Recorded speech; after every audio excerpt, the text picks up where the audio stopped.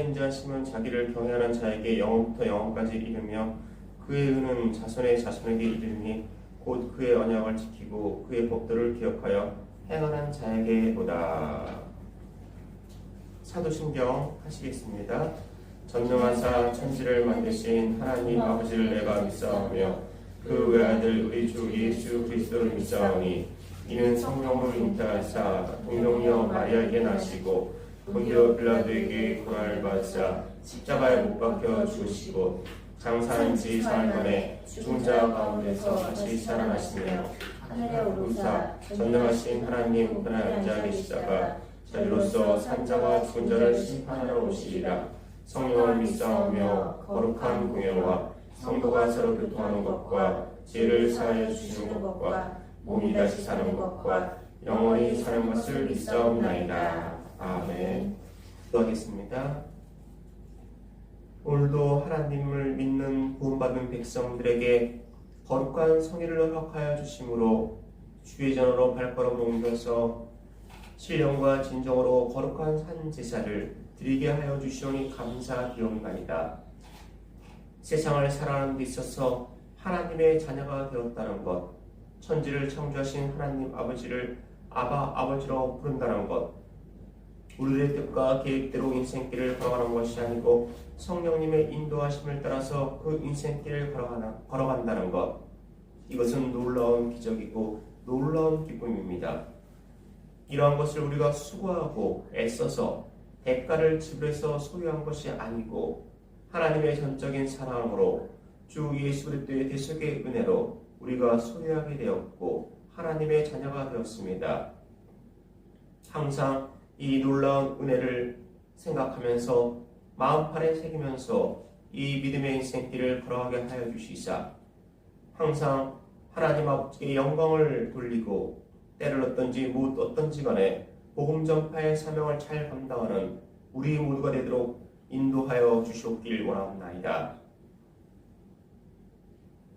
대한민국을 사랑하여 주시사 헐벗고 가난과 굶주림 속에서도 하나님께서 역사하여 주시고 축복하여 주심으로 경제적인 부흥과 성장을 이루게 되었고 이제는 세계 각국이 대한민국을 바라보면서 놀라운 경의의 눈초리로 바라보게 하여 주시니 감사드리옵나이다. 이러한 것이 사람의 계획이 아니었고 하나님의 계획이었고 하나님의 축복하심을 우리가 알고 기억하며 항상 주께 간구하면서 이 믿음의 길을 걸어가고 앞으로도 대한민국이 복음의 나라, 말씀의 나라, 은혜의 나라, 하나님의 나라가 될 수 있도록 믿는 자들이 더욱더 하나님 아버지께 기도하며 복음 전파케 하여 주시옵기를 원합나이다. 저 북녘 땅에도 하나님이시여 하나님의 말씀이 편만하게 전파되게 하여 주시사 그들도 우리처럼 자유스럽게 하나님의 전에 와서 예배드리는 날이 속히 돌아오게 하여 주시옵소서. 갈라졌던 남북한이 형제 자매가 사람의 뜻과 계획으로 하나 되는 것이 아니고 오로지 하나님의 말씀으로 하나님의 방법으로 통일한국이 될 수 있도록 붙잡아 주시옵길 원하옵나이다. 내년에는 이 땅에 귀중한 일꾼을 뽑는 대통령 선거가 있습니다. 거짓말을 하는 사람이 뽑히지 않게 도와주시옵고 백성을 섬기는 사람이 대통령이 되게 하여 주시옵고 자유민주주의를 수호하는 사람이 이 땅에 큰 일꾼이 되게 하여 주시옵길 원합나이다.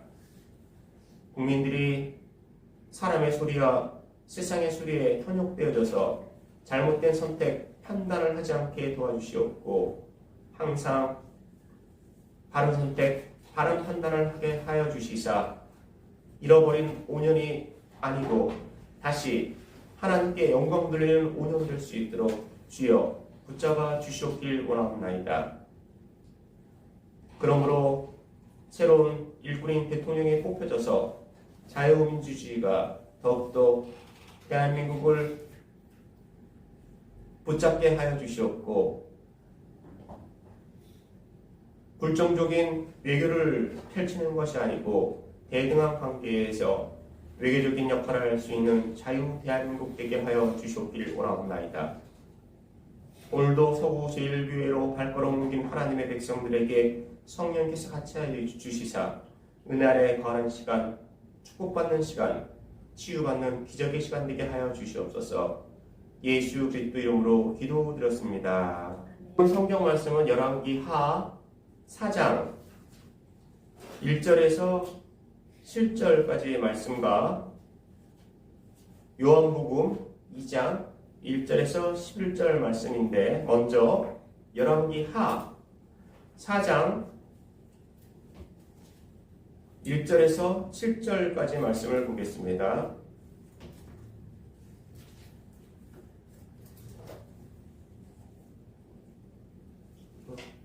구약성경 564페이지 열왕기 하 4장 1절에서 7절까지의 말씀을 읽어드리겠습니다.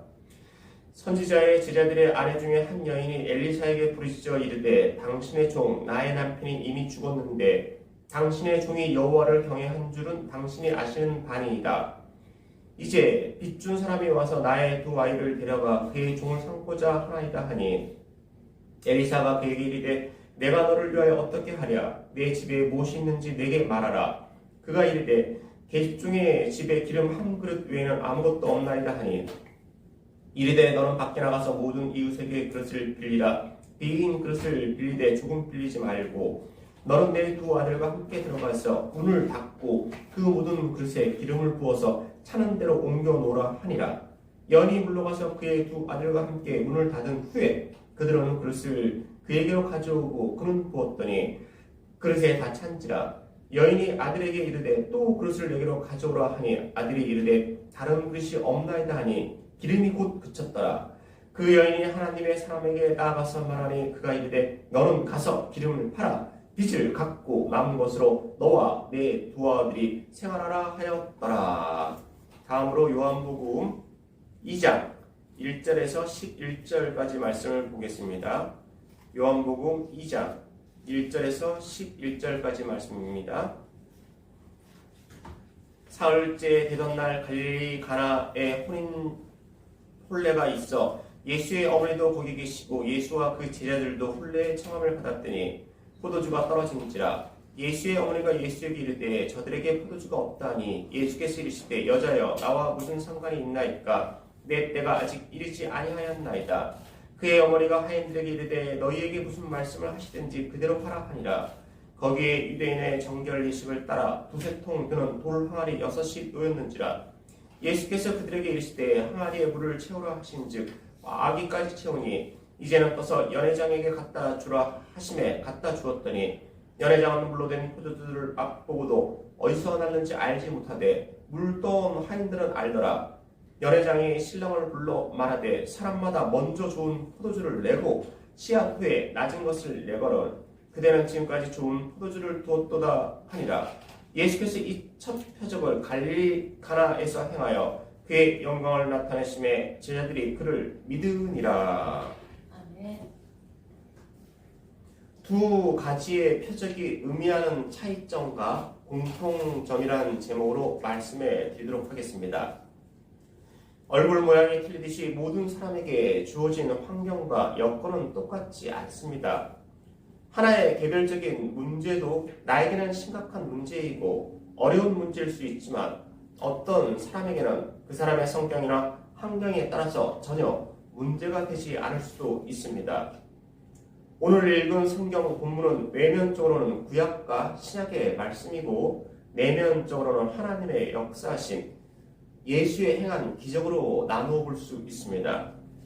그러나 하나님의 말씀은 살아있고 운동력 있는 말씀이기에 지금 말씀해 드린 것 이외에도 더 깊은 뜻이 있음을 알 수 있습니다.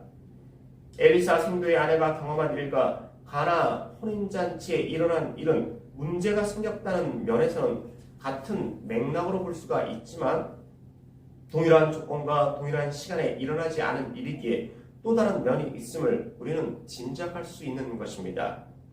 생도의 아내에게 문제가 생겨난 것은 지금으로부터 약 2900년 전의 일이고 가나 혼인잔치에 문제가 생겨난 것은 약 2000년 전의 일입니다. 시간적으로 두 사건의 간격은 약 1000년이 못 되는 시간의 간격을 두고 있습니다. 이 두 개의 사건에는 차이점, 공통점이 있습니다. 먼저 차이점에 대해서 말씀해 드리겠습니다. 첫째, 전자의 사건은 궁핍한 가운데 어려운 가운데 만난 문제였고, 후자의 사건은 풍족한 가운데 만난 문제였습니다. 열왕기하 4장 1절에 선지자 생도의 아내 중에 한 여인이 엘리사에게 부르짖어 가로되 당신의 종 나의 남편이 이미 죽었는데 당신의 종이 여호와를 경외한 줄은 당신이 아시는 바니이다. 이제 체주가 이르러 나의 두 아이를 취하여 그 종을 삼고자 하나이다. 빚이 있는 생도의 아내가 빚을 갚을 능력이 없어서 자신에게 있는 아들 둘을 채권자가 데려가서 노예로 하인으로 삼겠다고 했습니다. 채권자의 입장에서 보았을 때 엘리사 생도의 아내는 가진 것이 없었기에 그의 두 아들을 데려가서 노예로 하인으로 부리면서 빌려준 돈을 보상받겠다는 것이었습니다. 이러한 채권자의 이야기에 생도의 아내는 속수무책이었습니다.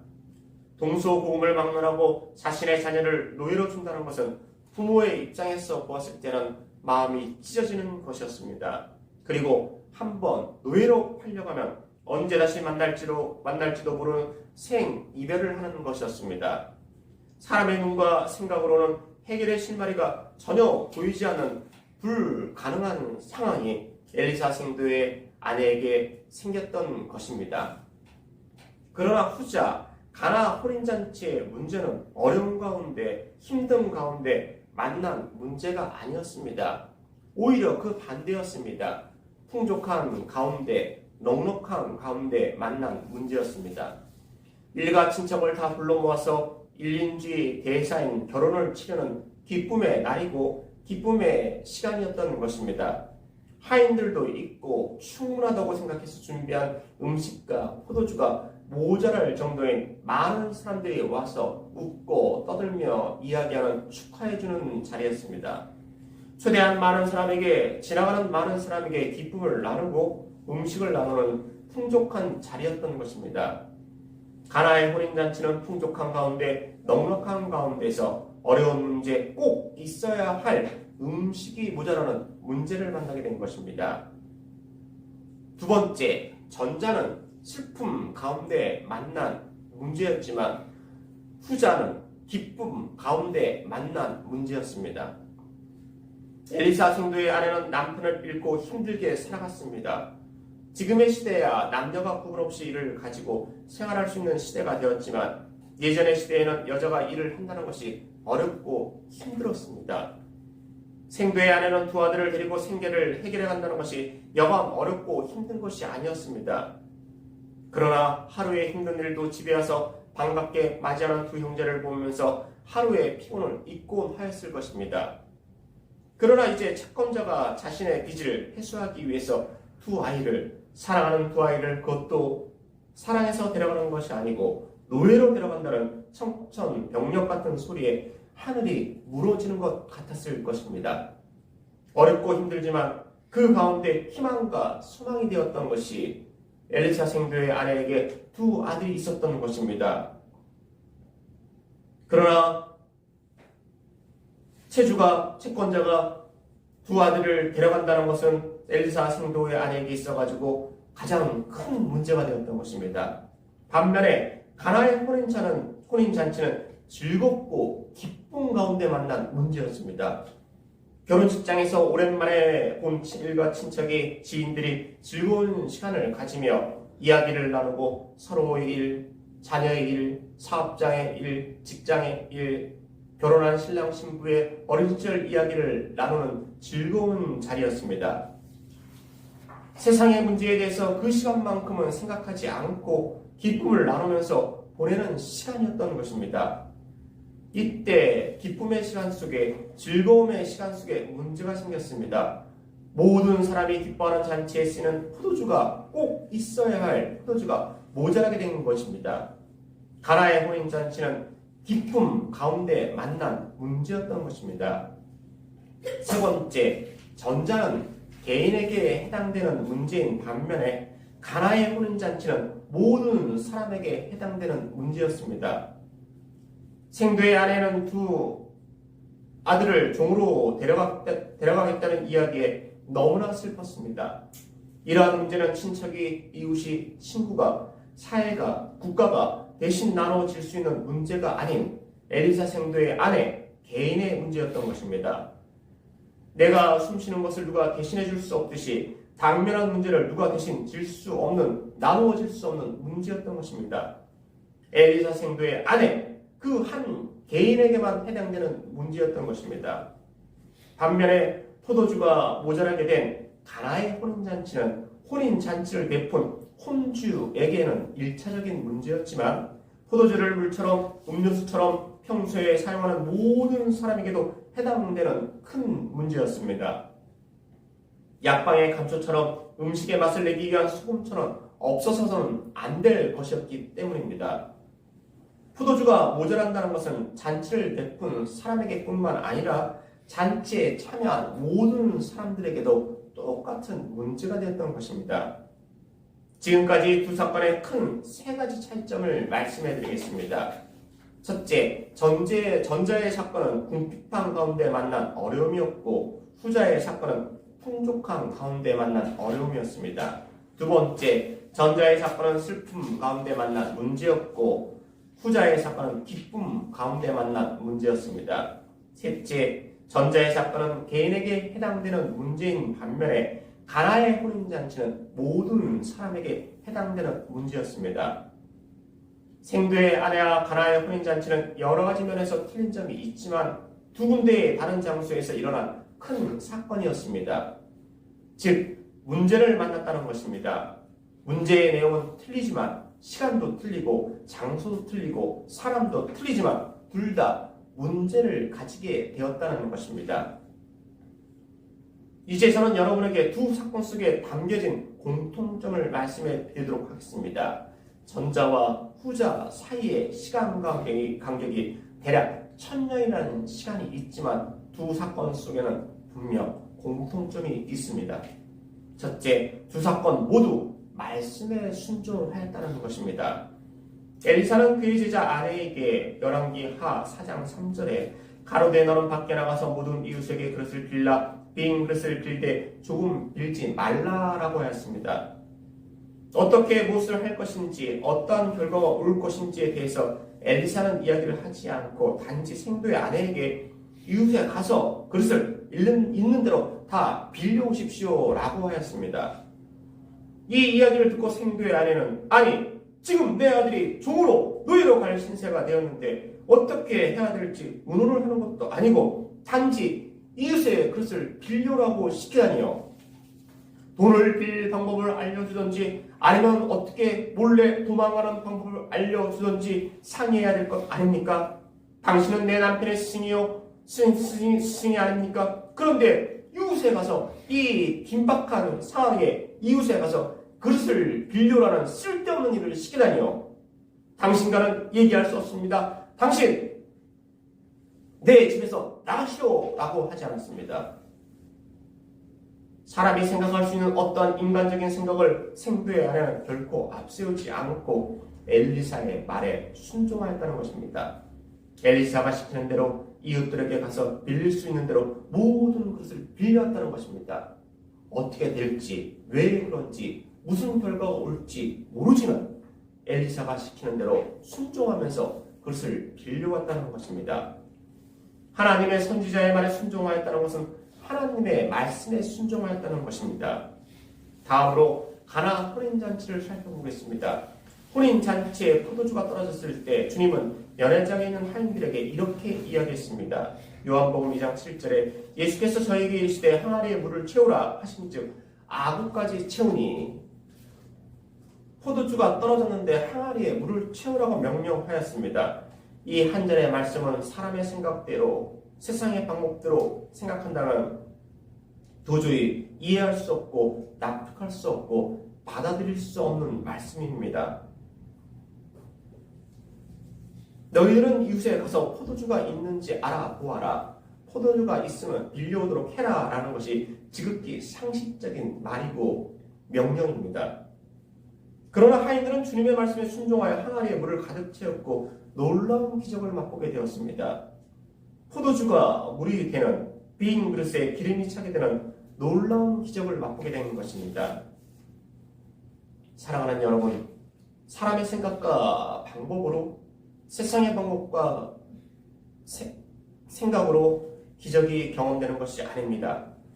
말씀에 순종하는 사람이 기적을 맛보게 됩니다. 말씀에 순종하는 사람이 놀라운 일을 경험하게 됩니다. 하나님의 베푸시는 기적의 비결이 있습니다. 돈이 아니고 물질이 아니고 생각이 아니고 계획이 아닙니다. 하나님의 말씀에 순종하는 것입니다. 이것이 하나님의 기적을 맛보는 길이고 방법입니다. 두 번째, 주님이 행하시는 일은 완전하고 풍족하게 행하신다는 것입니다. 엘리사 생도의 아내에게는 기름 한 병이 가진 것이 전부였습니다. 열왕기하 4장 2절에 엘리사가 저에게 이르되 내가 너를 위하여 어떻게 하랴? 내 집에 무엇이 있는지 내게 구하라. 저가 가로되 계집종의 집에 한 병 기름 외에는 아무것도 없나이다. 기름 한 병에 가진 전 재산이나 다름없었습니다. 그러나 하나님의 역사하심은 이웃에게서 빌려오는 그릇에 다 차게 역사하셨다는 것입니다. 열왕기하 4장 4절 이하에 너는 내 두 아들과 함께 들어가서 문을 닫고 그 모든 그릇에 기름을 부어서 차는 대로 옮겨 놓으라. 여인이 물러가서 그 두 아들과 함께 문을 닫은 후에 저희는 그릇을 그에게로 가져오고 그는 부었더니 그릇에 다 찬지라. 여인이 아들에게 이르되 또 그릇을 내게로 가져오라. 아들이 가로되 다른 그릇이 없나이다 하니 기름이 곧 그쳤더라. 빌려온 모든 그릇에 기름이 차기까지 한 병 있는 기름병에서 계속해서 기름이 나왔다는 것입니다. 빈 그릇이 한 개 남았을 때, 두 개 남았을 때, 반 개 정도 남았을 때 기름이 나오던 것이 멈췄던 것이 아니고 빌려온 그릇에 기름이 다 찼을 때 그 한 병 기름에서 나오던 기름이 멈췄다는 것입니다. 한 개의 그릇도 남김없이 빌려온 모든 그릇에 기름이 가득 찼다는 것입니다. 이렇듯이 하나님의 역사하심은 완전하고 풍족하게 역사하신다는 것을 보여줍니다. 이사야 22장 22절에 내가 또 다윗 집의 열쇠를 그의 어깨에 두리니 그가 열면 닫을 자가 없겠고 닫으면 열 자가 없느니라. 하나님의 행하시는 일은 오직 하나님만이 시작하시고 끝을 맺을 수 있는 것입니다. 다음으로 가나의 혼인잔치를 살펴보겠습니다. 가나의 혼인잔치에서 주님이 명하신 것은 돌 항아리 6에 물을 채우되 아구까지 끝까지 채우라는 것이었습니다. 절반만 채워라, 아니 3분의 2만 채워라 하는 것이 아니고 돌 항아리 끝까지 아구까지 가득 채워라 라고 명령하였습니다. 그리고 물이 가득 담긴 항아리 속의 물은 전부 포도주로 변화해서 혼인잔치를 계속해서 즐겁게 할 수 있었습니다. 요한복음 2장 9절 이하에 연회장은 물로 된 포도주를 맛보고 어디서 났는지 알지 못하되 물떠온 하인들은 알더라. 연회장이 신랑을 불러 말하되 사람마다 먼저 좋은 포도주를 내고 취한 후에 낮은 것을 내거늘 그대는 지금까지 좋은 포도주를 두었노라 하니라. 생도의 아내가 빌려온 모든 그릇에 기름이 가득 차게 되었고 9가지 물을 부은 항아리 속의 물은 전부가 가장 좋은 포도주로 변화했던 것입니다. 주님이 행하시는 일은 이처럼 완전하며 풍족하게 행하신다는 것입니다. 조금 모자라게, 조금 부족하게 행하시지 않는 것입니다. 말씀에 순종하는 하나님의 백성에게 하나님은 풍족하게 역사해 주십니다. 이 약속은 세상 사람들에게 주는 것이 아니고 오직 하나님의 백성에게 주는 특권입니다. 이 특권을 소유하시고 누리시고 반드시 향유하시기를 바랍니다. 셋째, 주님께 전적으로 문제를 맡기는 사람에게 주님은 역사하여 주십니다. 엘리사 생도의 아내는 그의 절박한 문제를 이웃에게 맡긴 것이 아니었습니다. 사람에게, 친척에게 맡긴 것이 아니었습니다. 하나님의 종에게 그 문제를 맡겼습니다. 하나님의 종에게 그 문제를 맡겼다는 것은 엘리사가 하나님께 자신의 문제를 간절히 기도해 달라는 마음에서 맡겼을 것입니다. 사람에게 기도해 달라고, 아는 사람에게 기도해 달라고, 권력 있는 사람에게, 부유한 사람에게, 채권자에게 기도해 달라고 맡긴 것이 아니고 하나님께 기도해 달라고 문제를 맡겼을 것입니다. 우리들도 믿음의 길을 가다가 어려운 문제를 만났을 때 자신은 기도를 하지 않으면서 교육자에게 기도의 문제를 맡기지는 않습니다. 자신도 기도를 하지만 교육자가 같은 기도 제목으로 기도를 해준다면 하나님이 더욱 빨리 응답해 주실 것 같은 소망이 있기에 기도 제목을 목회자에게 맡기는 것입니다. 이것은 궁극적으로 하나님께 기도하는 것입니다. 하나님의 종을 통해 문제를 하나님께 맡긴 생도의 아내는 문제에 대해서 답을 얻고 해결의 신뢰를 얻게 되었고 사랑하는 자녀와 궁극적으로 헤어지지 않게 살게 되었고 빚을 갚게 되었고 물질적인 어려움도 해결받게 되었습니다. 가나의 혼인잔치에서도 꼭 있어야 할 포도주가 모자라게 되었지만 마리아는 포도주가 모자라는 것에 대해서 잔치에 온 사람에게, 친척에게, 이웃에게 문제를 맡기지 않았습니다. 요한복음 2장 3절 이하에 포도주가 모자란지라 예수의 어머니가 예수에게 이르되 여에게 포도주가 없다니 예수께서 가라사대 내 여자야 나와 무슨 상관이 있나이까 내 때가 아직 이르지 못하였나이다. 그 어머니가 하인들에게 이르되 너희에게 무슨 말씀을 하시든지 그대로 하라 하니라. 포도주가 떨어져 가는데 어떻게 하면 좋겠습니까? 라고 혼주하고 상의한 것이 아니었습니다. 이웃에게 포도주가 있는지 이웃집에 가서 포도주가 혹시 있는지 여분이 있는지 상의한 것이 아니었습니다. 주님께 이야기하고 주님께 상의하고 주님께 문제를 내려놨습니다. 그리고 지금까지 나왔던 포도주보다 더 맛이 좋은 포도주가 잔치에 나오게 된 것입니다. 연회장은 물로 된 포도주를 맛보고 어디서 났는지 알지 못하되 물동원 하인들은 알더라. 연회장이 신랑을 불러 말하되 사람마다 먼저 좋은 포도주를 내고 취한 후에 낮은 것을 내거늘 그대는 지금까지 좋은 포도주를 두었도다 하니라. 마태복음 11장 28절에 수고하고 무거운 짐진 자들아 다 내게로 오라 내가 너희를 쉬게 하리라 하였습니다. 문제를 가지고 있는 사람들은 하나님께, 주님께, 성령께 문제를 맡기라는 것입니다. 문제가 우리의 짐이 되는 것이고 그 짐을 주님께, 성령께 내려놓을 때 진정한 힘을 얻게 됩니다. 이 땅에 태어난 모든 사람들은 호흡이 있는 동안 결코 세상을 떠나서 살 수 없습니다. 혹자는 이야기합니다. 사람이 없는 곳이 세상을 떠난 것이다.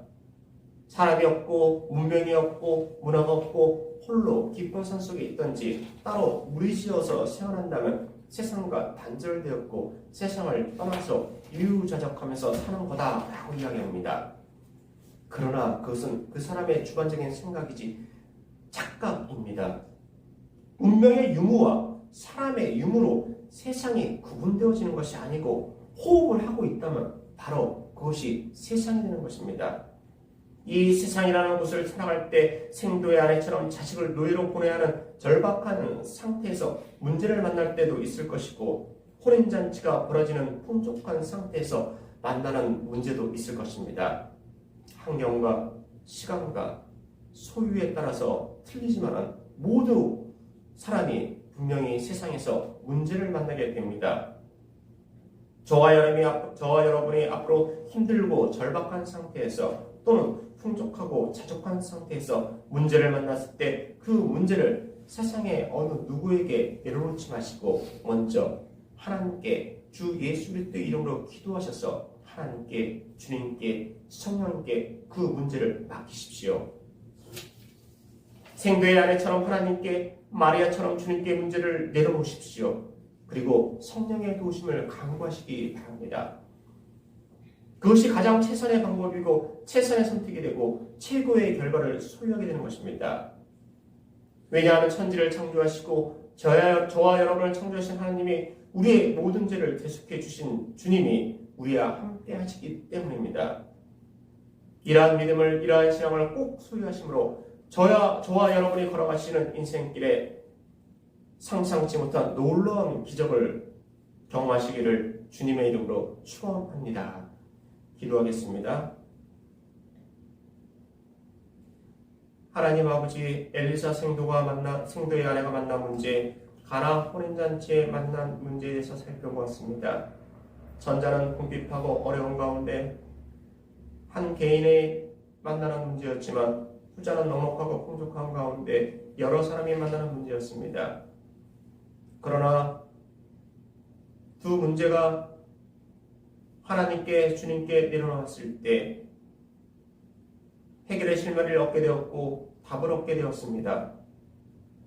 우리들도 세상을 살아갈 때 엘리사 생도의 아내처럼 그러한 형편에서 문제를 만날 때도 있을 것이고 가나의 혼인잔치처럼 그러한 환경에서 문제를 만날 때도 있을 것입니다.